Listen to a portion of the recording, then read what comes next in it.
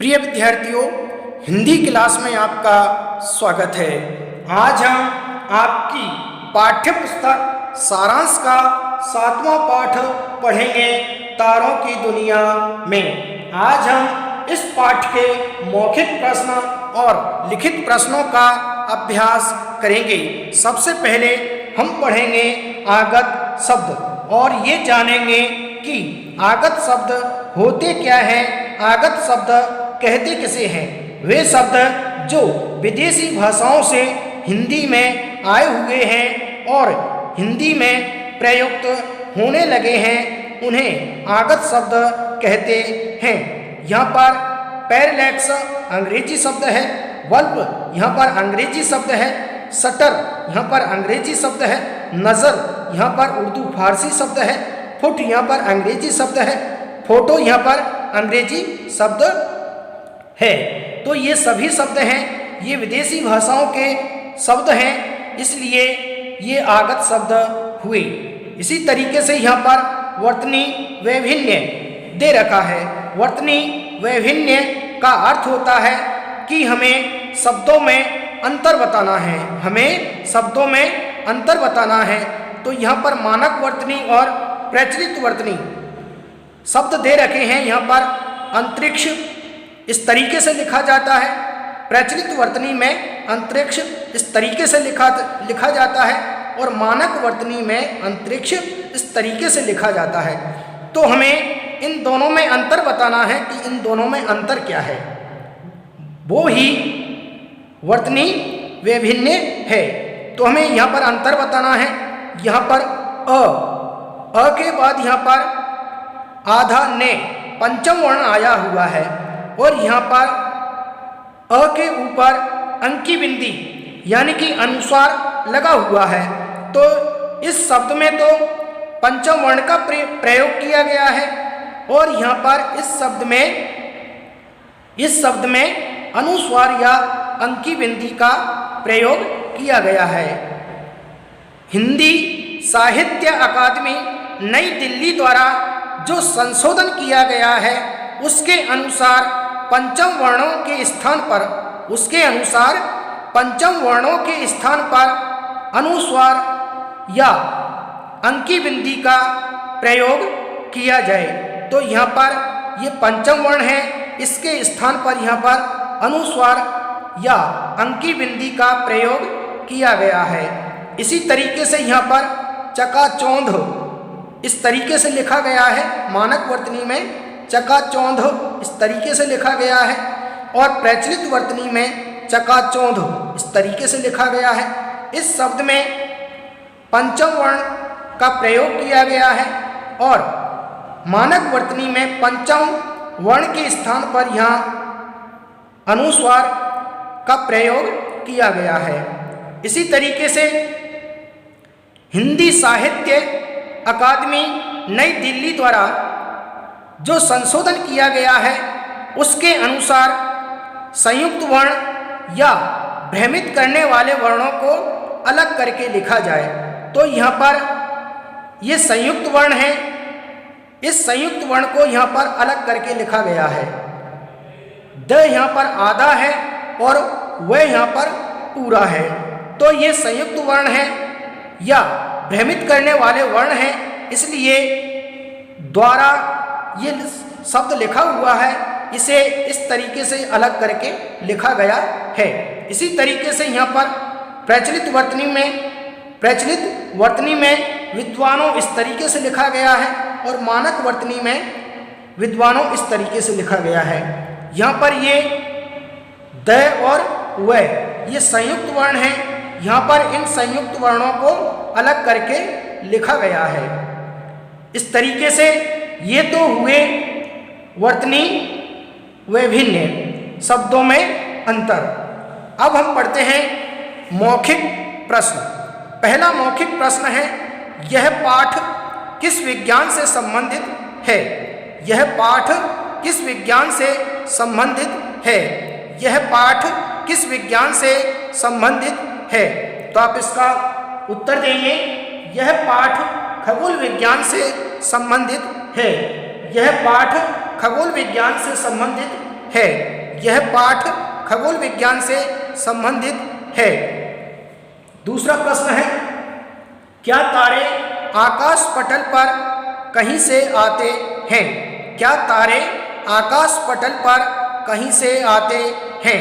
क्या तारे आकाश पटल पर कहीं से आते हैं? क्या तारे आकाश पटल पर कहीं से आते हैं? तो आप इसका उत्तर देंगे, यूं तो तारे कहीं से एकाएक नहीं आते, वरन वे अंतरिक्ष में मौजूद रहते हैं।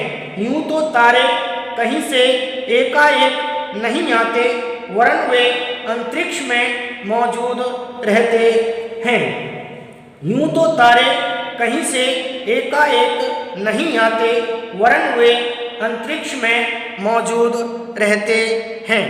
तीसरा मौखिक प्रश्न है, सूर्य क्यों इतना तेजस्वी लगता है? सूर्य क्यों इतना तेजस्वी लगता है? सूर्य क्यों इतना तेजस्वी लगता है? तो आप इसका उत्तर देंगे, सूर्य हमारे बहुत निकट होने के कारण बहुत तेजस्वी लगता है। सूर्य हमारे बहुत निकट होने के कारण बहुत तेजस्वी लगता है। सूर्य हमारे बहुत निकट होने के कारण बहुत तेजस्वी लगता है। चौथा मौखिक प्रश्न है, तारों की दूरियां किस विधि से नापी जाती हैं? तारों की दूरियां किस विधि से नापी जाती हैं? तारों की दूरियां किस विधि से नापी जाती हैं? तारों की दूरियां किस विधि से नापी जाती हैं? तो आप इसका उत्तर देंगे, तारों की दूरियां पैरेलैक्स विधि से नापी जाती हैं। तारों की दूरियां पैरेलैक्स विधि से नापी जाती हैं। तारों की दूरियां पैरेलैक्स विधि से नापी जाती हैं। तारों की दूरियां पैरेलैक्स विधि से नापी जाती हैं। तारों की दूरियां पैरेलैक्स विधि से नापी जाती हैं। अब हम पढ़ेंगे लिखित प्रश्न। पहला लिखित प्रश्न है, तारे दिन में क्यों नहीं दिखाई देते? तारे दिन में क्यों नहीं दिखाई देते? तारे दिन में क्यों दिखाई नहीं देते?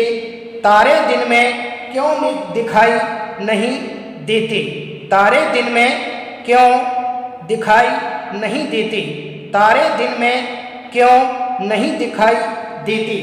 तो आप इसका उत्तर देंगे, तारे दिन में इसलिए दिखाई नहीं देते क्योंकि तब सूर्य का तेज प्रकाश चमकता रहता है। उसके सामने तारों का प्रकाश मंद पड़ जाता है। तारे दिन में इसलिए दिखाई नहीं देते क्योंकि तब सूर्य का तेज प्रकाश चमकता रहता है। उसके सामने तारों का प्रकाश मंद पड़ जाता है। तारे दिन में इसलिए दिखाई नहीं देते क्योंकि तब सूर्य का तेज प्रकाश चमकता रहता है। उसके सामने तारों का प्रकाश मंद पड़ जाता है। तारे दिन में इसलिए दिखाई नहीं देते क्योंकि तब सूर्य का तेज प्रकाश चमकता रहता है। उसके सामने तारों का प्रकाश मंद पड़ जाता है। इसी तरीके से दूसरा लिखित प्रश्न है, प्राचीन काल में तारों का अध्ययन करने वालों ने क्या देखा? प्राचीन काल में तारों का अध्ययन करने वालों ने क्या देखा? प्राचीन काल में तारों का अध्ययन करने वालों ने क्या देखा? प्राचीन काल में तारों का अध्ययन करने वालों ने क्या देखा? तो आप इसका उत्तर देंगे, प्राचीन काल में तारों का अध्ययन करने वालों ने देखा कि अधिकांश तारे सूर्य की तरह पूर्व से उदय होकर पश्चिम दिशा में अस्त होते हैं। प्राचीन काल में तारों का अध्ययन करने वालों ने देखा कि अधिकांश तारे सूर्य की तरह पूरब से उदय होकर पश्चिम दिशा में अस्त होते हैं। प्राचीन काल में तारों का अध्ययन करने वालों ने देखा कि अधिकांश तारे सूर्य की तरह पूरब से उदय होकर पश्चिम दिशा में अस्त होते हैं। प्राचीन काल में तारों का अध्ययन करने वालों ने देखा कि अधिकांश तारे सूर्य की तरह पूरब से उदय होकर पश्चिम दिशा में अस्त होते हैं। इस तरीके से आज हमने इस पाठ के लिखित और मौखिक प्रश्नों का विस्तार पूर्वक विधिवत रूप से अध्ययन कर लिया है। आप इन्हें उत्तर सहित अपनी उत्तर पुस्तिका में लिपिबद्ध करें और इन्हें याद करें ताकि आपकी परीक्षाओं में इनसे संबंधित प्रश्न पूछे जाते हैं तो आप बड़ी सरलता और सुगमता के साथ उनका उत्तर दे सकते हैं। आज के लिए इतना ही, शेष कल पढ़ेंगे। Thank you.